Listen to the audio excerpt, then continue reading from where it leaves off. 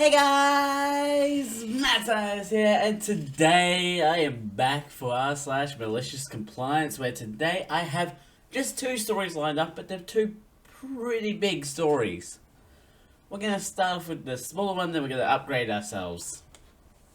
So, our first story is guy who flips out over his internet speed gets less. So, a little backstory. I work for an internet provider company as a lead in the internet repair department. This means that I get calls from agents who work there that either need help with a situation because they are stuck and don't know what to do, or when a customer escalates the call asking for a supervisor, manager, or someone above them. My department mainly handles internet issues like being offline, outages, replacing equipment, etc, etc. Why do we need that word? So the other day was like any other. I'm getting calls from agents needing equipment transferred from one account to another, scheduling a technician for customers who refuse to do any troubleshooting. The list goes on and on. One of my main calls is an agent asking for me to run a special tool that corrects the speed being sent to a customer.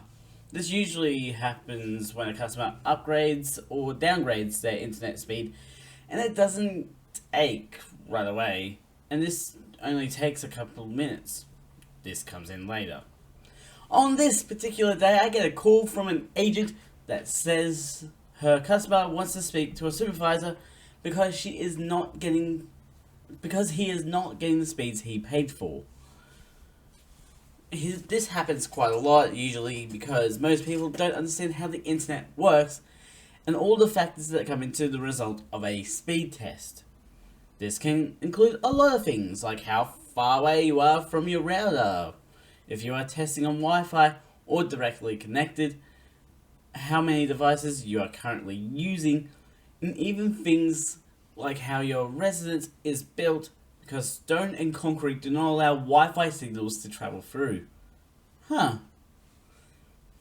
When I looked at the customer's account, I see that he is currently subscribed to 100 Mbps, megabytes per minute. Normal plans are 300, 500, and a gig, which is 1,000.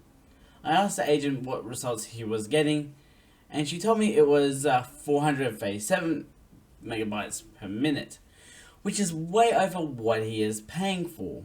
I told the agent to go ahead and transfer him to me, and I'll continue the discussion. Once the customer gets to me, we'll call him Darren. I introduce myself and ask how I can help. Darren immediately begins yelling and cursing at me about how he is not getting what he pays for and is extremely upset, and even demanding credit to his account because of this. I begin to try and apologize to Darren and explain that speed test results can vary based on certain conditions. He cuts me off and states that he is recording the call and will be posting everything I say on social media. Wow. I tell him that is fine, as all our calls are recorded for quality assurance purposes as well, and everything will be documented.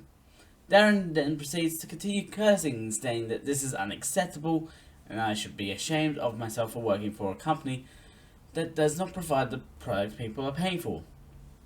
While he rants on and on, I noticed that he had recently changed his internet plan from 500 megabytes per minute to 100 megabytes per minute 2 days ago. Now, as I mentioned before, sometimes the internet changes don't happen right away, and we have to run a specific tool to fix it. This can happen when the modem has not been reset to reflect these changes. I tried to tell Darren that he is receiving more than what he is paying for, and again he cuts me off saying that he'll be reporting us to the FCC, BBB, and filing a lawsuit about this, all while recording a conversation. Now, normally I wouldn't care, and I'd allow the speed to continue going through until the system automatically fixes it. But his attitude and rude demeanor made me feel otherwise. And cue the malicious compliance. I respond to Darren saying, "Sir, you are absolutely right. I am so sorry you are not receiving the speeds you are paying for. I'll get this fixed right away."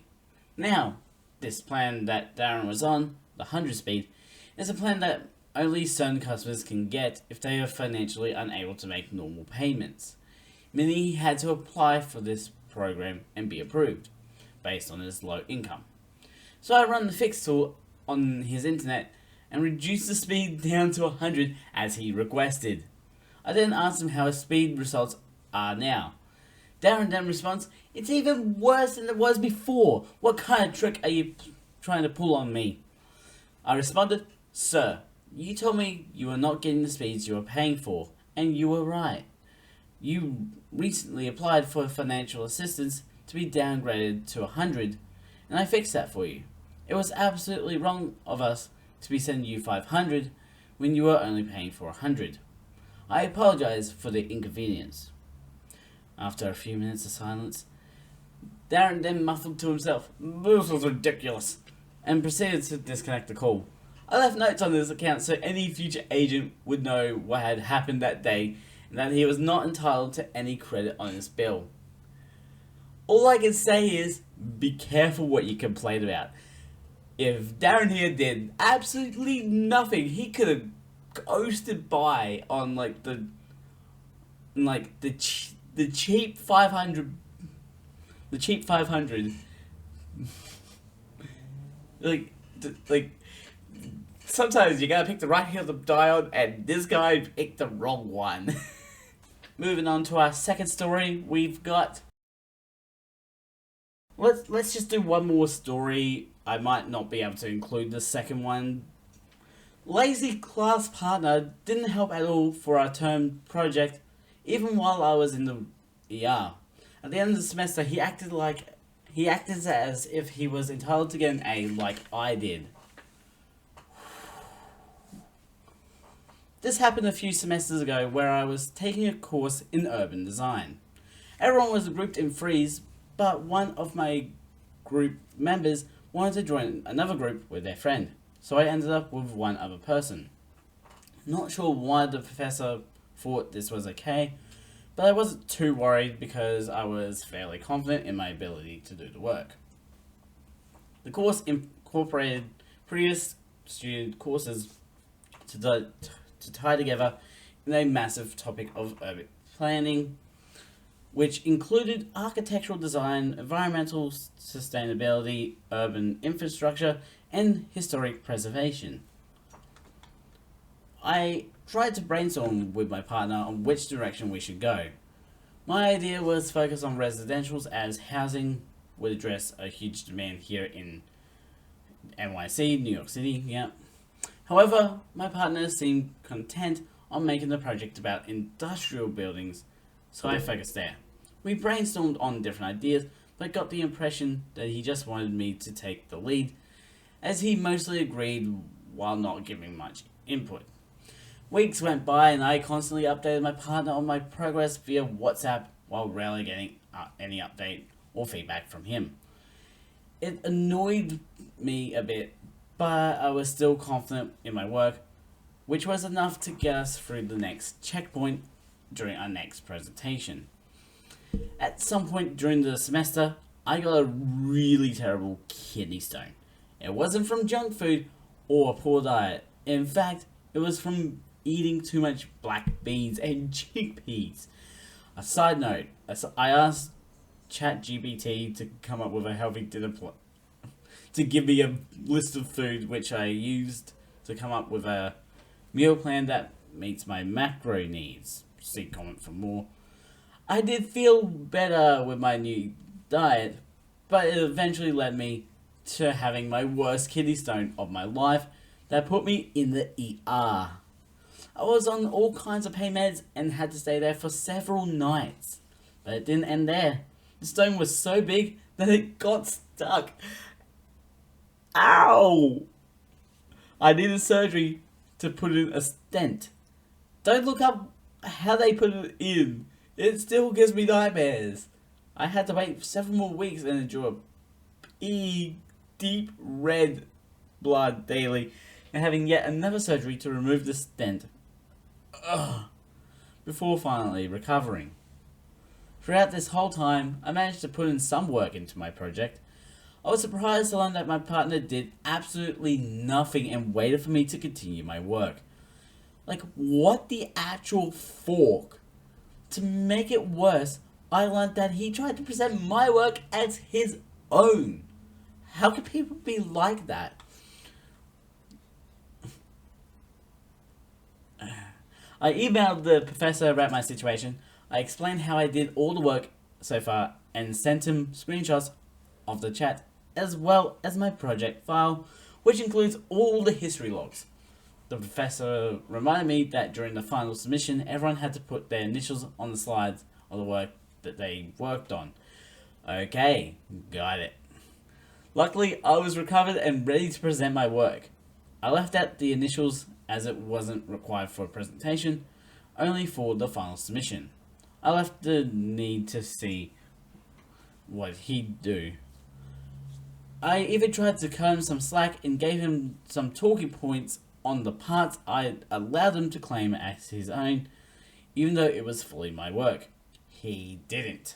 He kept cutting me off during presentation to talk about my project as if he had anything to do with it. He mostly repeated the same information that I mentioned while not bringing up anything of value to point out. The final presentation had several judges who were comprised of a local professional in a high level position within the industry.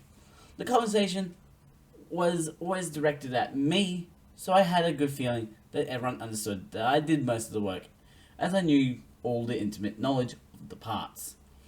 Then came the last day to submit our work. The final slides included my initials on every single page. Apparently my partner missed that part about the initials and also submitted an older version of my work. A few weeks go by and I hit him up asking what he got. I was surprised to learn that he actually passed with a C+. He was surprised to hear that I received an A- and promptly said that he will have a talk with the professor on why he received such a low grade. Honestly, why are there people like this? Anyway, not sure if it's malicious compliance, but I did do everything as instructed and ended up having one hell of a semester. Did I mention that I had morphine for the first time during my ER visit? Oh my gosh. I love it when people are just like, you do all the work, but I get to claim it if you're not here. It's like, oh, you're not present. This is my work now. I did it all. You did nothing.